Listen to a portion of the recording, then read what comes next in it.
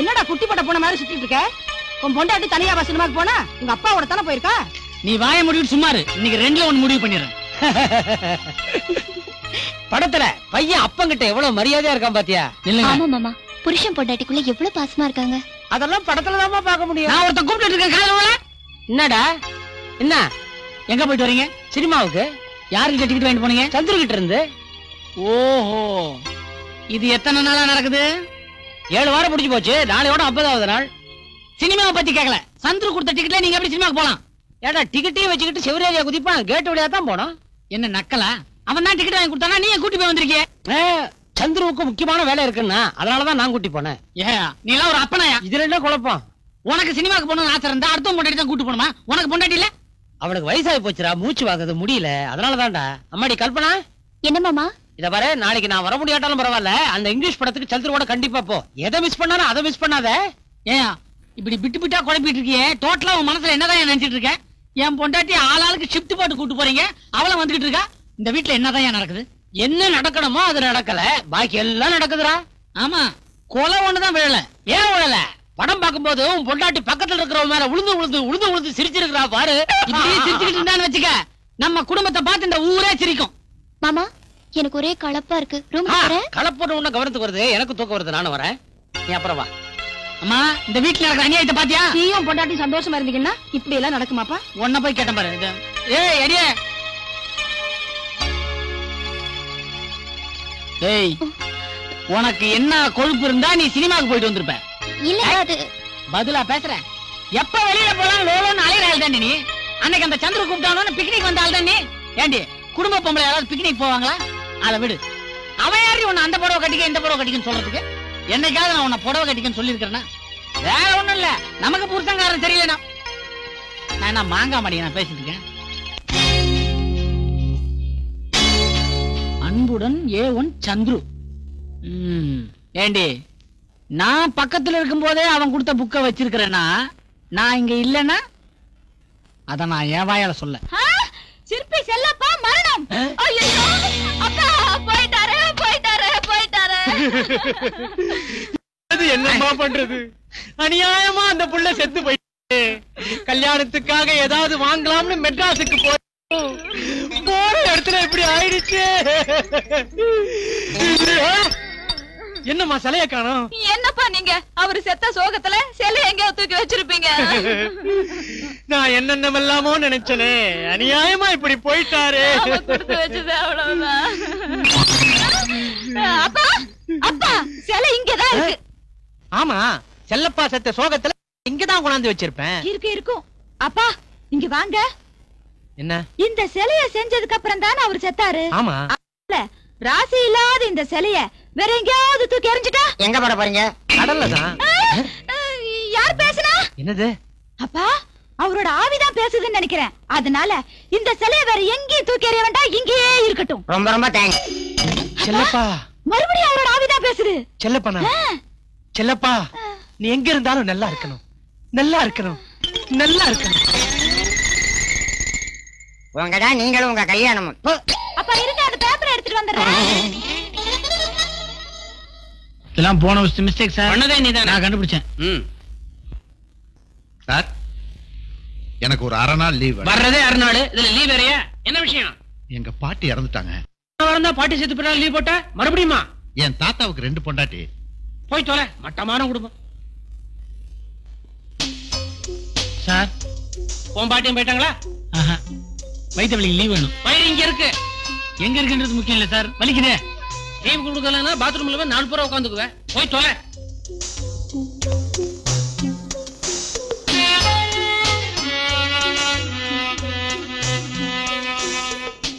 சிரிச்சு சிரிச்சு பேசுறான். ஒருவேளை கல்பனா கிட்ட பேசுறானா? ஒரு போன்.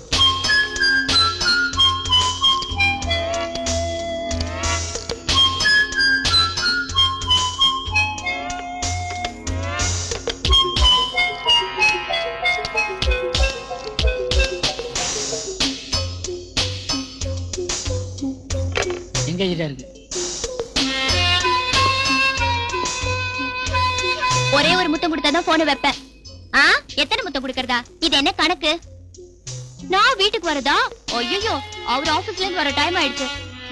நாளைக்கு அவர் ஆபீஸ் போனோம்னா காலையில 10 மணில இருந்து 5 மணி வரைக்கும் ஃப்ரீ தான். நான் உன் வீட்டுக்கு வந்துடுறேன், நீ லீவ் போட்டுரு, மொத்தமா கொடுத்துட்டு இருக்கலாம். ஏய், உனக்கு என்ன தைரியம் இருந்தா என் வீட்ல இருந்து இன்னொருத்தனுக்கு போன் பண்ணி கொஞ்சிட்டு இருப்ப. ஐயோ அது இல்ல. கொல்லுவேன். என்ன ஆண்டி பேச மாட்டேன்றீங்க? பேசுங்க ஆண்டி. எவாலு உங்க அப்பாவுக்கு அந்த போன் எடுத்து நீ பேசிட்டு இருக்கியா? கொண்டா. ஐயோ ஏங்க இப்படி அபாண்டமா பேசுறீங்க? நம்ம வீட்டுக்கு வரது கீதா லட்சுமி குழந்தை, அந்த குழந்தையோட தான் பேசிட்டு இருந்தா. ஏய், உன் கள்ளக்காதலனோட போன்ல பேசிட்டு என்கிட்ட குழந்தை கிட்ட பேசுன கதை விடுற. இரு, யாரு நான் கண்டுபிடிக்கிறேன். ஹலோ, யார் பேசுறது? நான் ஏன் சந்துரு பேசுறேன். நீங்க யாரு? யார்கிட்ட பேசிட்டு அந்த இருந்த? குழந்தை கிட்ட தான் பேசிட்டு இருந்தா. ஓஹோ, சந்துரு தான் அந்த குழந்தையா? ஏங்க இப்படி அபாண்டமா? அவனுடைய கடைசி ஆசை என்னப்பா? நாங்க நிறைவேற்றி வைக்கிறோம். என் தம்பி ஆஸ்பத்திரியில இருக்கும்போது சொன்னா, அண்ணே அந்த பொண்ணு பாவம், என்னதான் இருந்தாலும் அந்த பொண்ணு நம்ம வீட்டுக்கு வர வேண்டிய பொண்ணு, அதனால அந்த பொண்ணை நீங்க கல்யாணம் பண்ணிக்கிங்கன்னு சொன்னா. அது எப்படிப்பா? அதையும் கேட்டேன். படித்தாலும் மட்டும் போதுமா சினிமா படம் பாத்தீங்களா? அதுல சிவாஜி கணேசனுக்கு பார்த்த பொண்ண பாலாஜி கல்யாணம் பண்ணிக்கலையான்னு சொன்னா. குளிக்கிட்டான். நான் கூட படித்தால் மட்டும் போதுமா படம் பார்த்தேன். அப்பா, இப்பேற்பட்ட சிற்பியோட ஆசைய நம்ம நிறைவேற்றாம போக கூடாது. இல்லன்னா அந்த பாவம் நம்மள சும்மா விடாதுப்பா. சீக்கிரம் சரின்னு சொல்லுங்கப்பா. என் பொண்ணே சரின்னு சொல்லிட்டா. இந்த கல்யாணத்துல எனக்கு பரிபூர்ண சம்மதம். சட்டு புட்டுன கல்யாணத்தை முடிய ஒரே அரிப்பா அரிக்குது. யாரு பேசுறது? செல்லப்பாவோட ஆவி கொஞ்ச நாளாவே இந்த வீட்டுக்குள்ள உலாவிக்கிட்டு இருக்கு. உங்களுக்கு அதெல்லாம் தெரியாது. எனக்கு தெரியாதா? சுத்தம் மாமா. என்னமா கல்யாணம் மாமா. உங்க தம்பி பொண்டாட்டிய உங்களுக்கு உங்க தம்பிக்கு முடிவு பண்ண என் பொண்ண உங்களுக்கு நான் கல்யாணம் பண்ணி கொடுத்துறேன். ரொம்ப நன்றி மாமா. ஆனா ஒரு சின்ன வேண்டுகோள். சொல்லுங்க. என் தம்பி கடைசியா செஞ்ச சிலைய நான் வச்சுக்கிட்டுமா? என் பொண்ணையே வச்சுக்கிறீங்க, சிலைய வச்சுக்கிறதுக்கு என்ன? ஆமா, சிலை கொண்டு போக வண்டி எல்லாம் இருக்கா? வண்டி வேணாம், ஒண்ணு வேணாம். என்ன பெய் காரி சொல்லிட்டேன். திடீர் திப்புன்னு மெட்ராஸ் போனா எப்படி சார் இது? நான் என்னப்பா பண்றது? கான்ஃபரன்ஸ் மெட்ராஸ்ல நடக்குது. நம்ம பிரான்ச்ல யாராவது போய் தான் ஆகணும். நான் சந்துருவா தான் சஜஸ்ட் பண்ணேன். அவன் தான் சீனு அனுப்புங்க சார், எனக்கு பெங்களூர்ல முக்கியமான வேலை இருக்குன்னா. நீ நாளைக்கே கிளம்புற. சீன, நீ என் மேல ஏன் கோவமா இருக்கேன்னு எனக்கு தெரியும். தான் தெரியுமே. அதான் நீ தப்பா புரிஞ்சுக்கிட்ட. கல்பனா எனக்கு தங்கச்சி மாதிரி. ஆமா சீனு, என்னதான் பொண்டாட்டியை பிடிக்காத புருஷனா இருந்தாலும் தான் பொண்டாட்டிக்கு இன்னொருத்தனோட தொடர்பு இருக்குன்னு தெரிஞ்சுன்னா அதை எந்த புருஷனாலும் தாங்கிக்க முடியாது. அதனாலதான் அப்படி ஒரு சூழ்நிலையை உருவாக்கினேன். அட்லீஸ்ட் அந்த கோபத்திலேயாவது நீயும் கல்பனாவும் ஒண்ணு சேர்ந்துட மாட்டீங்களான்ற ஒரு சின்ன நப்பாசையில நான் கொஞ்சம் அதிகமா நடிச்சிட்டேன். அதுவும் மனசை பாதிச்சிருந்தா நீ என்ன? நான் தான் உங்கள்கிட்ட மன்னிப்பு கேட்கணும். சாரி. கான்ஃபரன்ஸுக்கு நீங்க எதிர்பார்த்த மேல கூட வந்திருந்தாங்க நினைக்கிறேன். ஆஃப் கோர்ஸ் சார், அந்த ஸ்டேஷனுக்கு நான் இறங்கிறேன். நோ அவசியம் வீட்டுக்கு வந்து காஃபி சாப்பிட்டு தான் போனோம். எதுக்கு சார் உங்களுக்கு சிரமா? பெங்களூருக்கு வந்து நீங்க கவனிக்க மாட்டீங்களா? நீங்க வேற.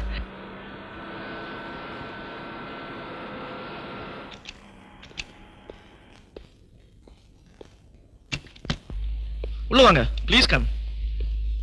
உட்காருங்க. இதான் நம்ம வீடு. வீட்டை நல்லா நீட்டா வச்சிருக்கீங்க சார். ஏமா காஃபி கொண்டு வாமா. எதுக்கு சார் வீட்டுல இருக்குங்களா சிரமப்படுத்துறீங்க? சீனு, இவன் என் வைஃப். உட்காருங்க சீனு. உங்களை வீடு கூட்டிட்டு வர சொன்னதே உமாதான். நடந்த விஷயம்லாம் என் வீட்டுக்காருக்கு தெரியும், நானே சொல்லிட்டேன். சீனு, எனக்கு கல்யாணம் ஆகாத வரைக்கும் நீங்க கல்பனாவை வெறுத்துக்கிட்டு இருப்பீங்கன்னு எனக்கு நல்லா தெரியும். அதனாலதான் ஒரு நல்ல மாப்பிள்ளை கிடைச்ச உடனே நான் கல்யாணம் பண்ணிக்கிட்டேன். சீனு, உமாவை நீங்க காதலிச்சது உண்மை. ஆனா பொண்டாட்டின்னு ஒருத்தி வந்ததுக்கு அப்புறம் பழைய காதலியை நினைச்சிட்டு இருக்கிறது ரொம்ப தப்பு. அத மனசுல வச்சுக்கிட்டு மனைவியை கொடுமைப்படுத்துறது இன்னும் தப்பு இல்லையா? நடந்ததை சொல்லி காட்டவோ இல்ல உங்களை குத்தி காட்டவோ இங்க கூட்டிட்டு வர சொல்லல. அடிச்சாலும் பிடிச்சாலும் நீங்க தான் புருஷன், நீங்க தான் அரசன் வாழ்ந்துட்டு இருக்காளே அவன் நல்லா இருக்கணும். நீங்க என்ன மறந்துடணுங்கிறதுக்காக தான் உங்களை இங்க கூட்டிட்டு வர சொன்னேன். கல்பனாக்கு நல்ல புருஷனா நீங்க இருக்கணும், உங்க வாழ்க்கையும் நல்லா இருக்கணும். அதுதான் நாங்க ரெண்டு பேரும் விரும்புறோம். கோபப்படாம நான் சொல்றதுக்கு நல்லா யோசிச்சு பாருங்க. அடுத்த முறை நீங்க மெட்ராஸ்க்கு வரும்போது கல்பனாவையும் கூட்டிட்டு வரணும். ஆமா. என்ன சொல்றீங்க? விஷத்தை குடிச்சிட்டு நடிக்கிறதா? ஆமாங்கம்மா, தான் புருஷன் தனக்கு கிடைக்கலன்ற வருத்தத்துல கல்பனா விஷத்தை குடிச்சிடலாம். ஐயோ, பயப்படாதீங்க, சும்மா ஒரு செட்டப் தான். உயிருக்கு போராடிட்டு இருக்க தான் மனைவியை பார்த்ததுக்கு அப்புறமாவது அவன் மனசுல இறக்க வந்து சேர்ந்து வாடுறான்னு பாப்போம். அப்படியே அவன் திருந்தலைன்னா ஒரு வக்கீலை பார்த்து விவாகரத்துக்கு ஏற்பாடு பண்ணிட வேண்டியதான். இது பாருங்க, இதெல்லாம் கேட்கறதுக்கு வேணா நல்லா இருக்கலாம். ஆனா என்னோட பிரச்சனைக்கு நிரந்தரமான முடிவு இது இல்ல. கல்பனா, இதெல்லாம் உனக்கு தெரியாதம்மா. சில பேருக்கு இந்த மாதிரி அதிர்ச்சி வைத்தியம் கொடுத்தாதான் திருந்துவானுவா. அப்படி சொல்லுங்க. அம்மா, நீங்க உள்ள போய் ஒரு பாட்டில்ல சக்கரை தண்ணி எடுத்துவாங்க. சரிப்பா. சந்துரு, இந்த பிளான்ல மட்டும் என் பொண்ணு அவனும் ஒன்னா சேர்ந்துட்டா எனக்கு அதுவே போதும்பா. கவலைப்படாதீங்க சார். எப்பேற்பட்ட கல்லஞ்சக்கார மனசுல கூட கொஞ்சமாவது கருணை இருக்கும்ல. எனக்கு என்னமோ இந்த திட்டத்துல நிச்சயமா சீனு தெரிஞ்சிருவான்னு நம்பிக்கை இருக்கு. நீங்க பாருங்களேன். கல்பனா, இந்த சக்கரை தண்ணியை குடிச்சிட்டு உண்மையிலேயே விஷத்தை குடிச்ச மாதிரி துடிச்சு நடிக்கணும். இத பாருமா, அவன் மனசு மாறுற வரைக்கும் நாம போட்ட திட்டம் வெளியே தெரியவே படாது. ஜாக்கிரதை.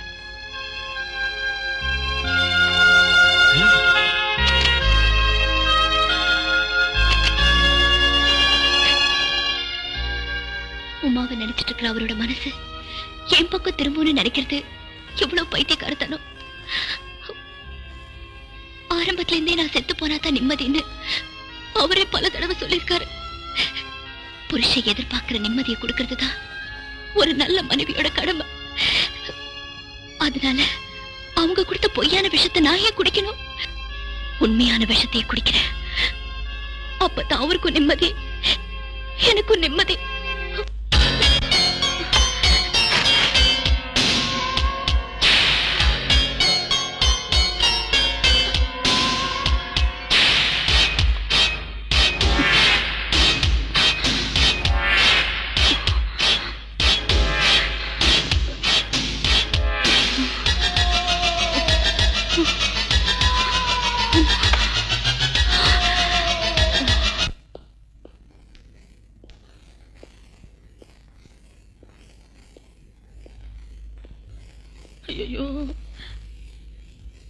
எல்லாரும் என்ன மன்னிச்சிருங்க. இதுவரைக்கும் கல்பனாக்கு நான் பண்ண துரோகத்துக்கு அவகிட்ட மன்னிப்பு கேட்டாதான் என் மனசு. இப்ப மன்னிப்பு கேட்ட என்னடா பிரயோஜனம்? கல்பனா ரூமுக்குள்ள போய் கதவை சாத்தி எடுத்து துறக்கவே மாட்டேங்கிறா. என்ன ஆச்சோ ஏதாச்சு தெரியலையே. கல்பனா, கல்பனா, நான் சொல்றத கேளு. கல்பனா,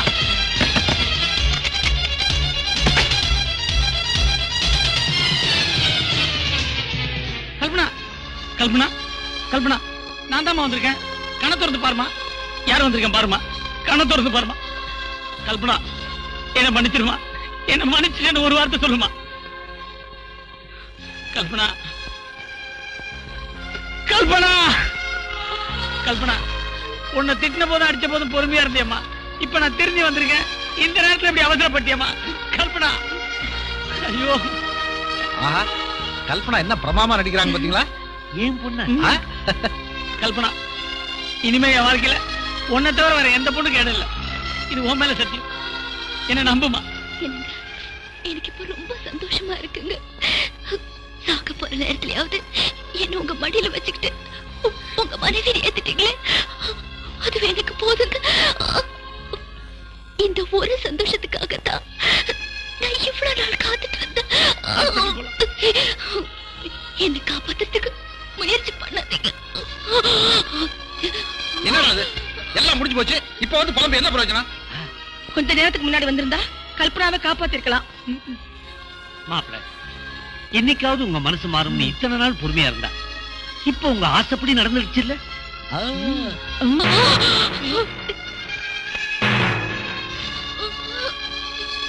கல்பனா, நடிச்சது போதும், எழுந்துரு. அதான் மாப்பிள்ள திருந்துட்டேன்னு சொல்றாரு. மாப்பிள்ள, நீங்க ஒண்ணு சேரணுங்கிறதுக்காக நாங்க ஒன்னா சேர்ந்து போட்ட நாடகம் அது. கல்பனா சாப்பிட்டது உண்மையான விஷம் இல்ல, வெறும் சக்கரை தண்ணி. அப்பா, நீங்க நினைக்கிற மாதிரி நான் குடிச்சது சக்கரை தண்ணி இல்ல, உண்மையான விஷம். கல்பனா, கல்பனா, கல்பனா, உன்னை நடிக்கத்தானமா சொன்னோம். நிஜமாவே விஷத்தை குடிச்சிட்டியம்மா. இதே கரை பண்ணிட்டேன். நீ விஷத்தை குடிக்கிற.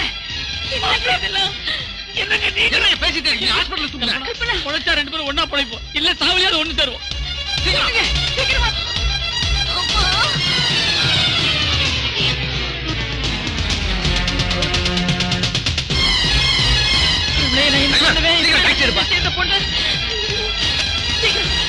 சீக்கிரம் உட்காருங்க.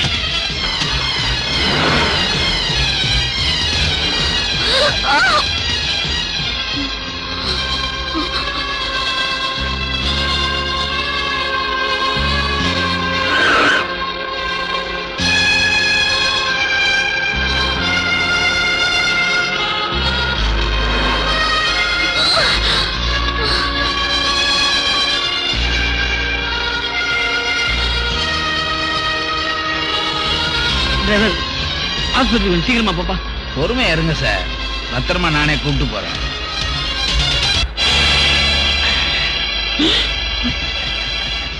அன்னைக்கு என்ன போலீஸ்ல மாட்டி விட்டல்ல, இன்னைக்கு நீ என்கிட்ட மாட்டிக்கிட்ட. அன்னைக்கு என் லைசன்ஸ் கிழிக்க வச்ச, இன்னைக்கு உன் லைஃபே என் கையில. அதெல்லாம் மறந்துருப்பா. நானும் என் பொண்டாட்டி விஷத்தை குடிச்சிட்டு உயிருக்கு போராடிட்டு இருக்கோம். எங்க 2 பேரையும் கொண்டு போய் ஒரு ஹாஸ்பிட்டல் சேர்த்து உன்னை கையெடுத்து கும்பிடுறேன். டென்ஷன் ஆகாதப்பா. உன்னை எங்க போய் சேர்க்கணுமோ அங்க போய் சேர்க்கிறேன். என்னப்பா இது? ஹாஸ்பிட்டல் கூட்டு போறேன்னு சொல்லிட்டு இங்க சுடுகாட்டுல கொண்டு வந்து நிறுத்துறேன். ஆஸ்பத்திரிக்கு போனாலும் மறுபடியும் இங்க தானே வரணும், அதனால இங்கே கொண்டாண்டேன். எல்லாம் அட்வான்ஸ் புக்கிங் தான்.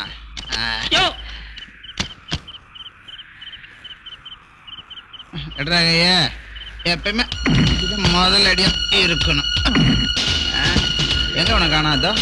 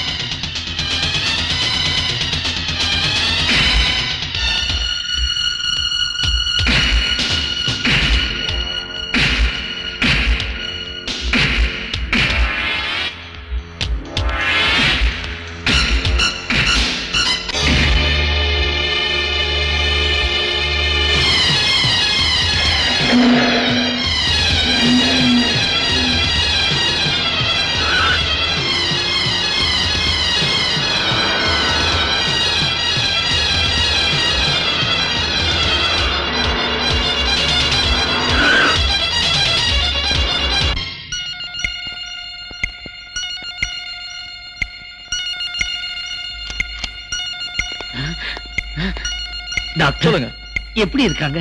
அவசரப்படாதீங்க. பையனோட எக்ஸ்ரே பார்த்தா எனக்கே கொஞ்சம் பயமா இருக்கு. பயமா இருக்கா? பையனோட ஹார்ட்ல ஒரு சின்ன ஓட்டை இருக்கு. டாக்டர் என்ன சொல்றீங்க? டாக்டர், ஓட்ட ஹார்ட்ல இல்ல, எக்ஸ்ரே பிலிம்லயே இருக்குது. பாத்தீங்களா? ஓ சாரி டாக்டர், விஷம் சாப்பிட்ட சீனுவும் என் பொண்ணும் எப்படி இருக்கிறாங்க? ஓ, நீங்க சீனுவை பார்க்க வந்தீங்களா? இது மிஸ்டர் வேணுவோட எக்ஸ்ரே. டாக்டர், இப்ப அவங்க நிலைமை எப்படி இருக்கு? அவங்க 2 பேர் உள்ள வந்த நிலைமை வேற, இப்ப இருக்கிற நிலைமை வேற. நீங்களே உள்ள போய் பாருங்க.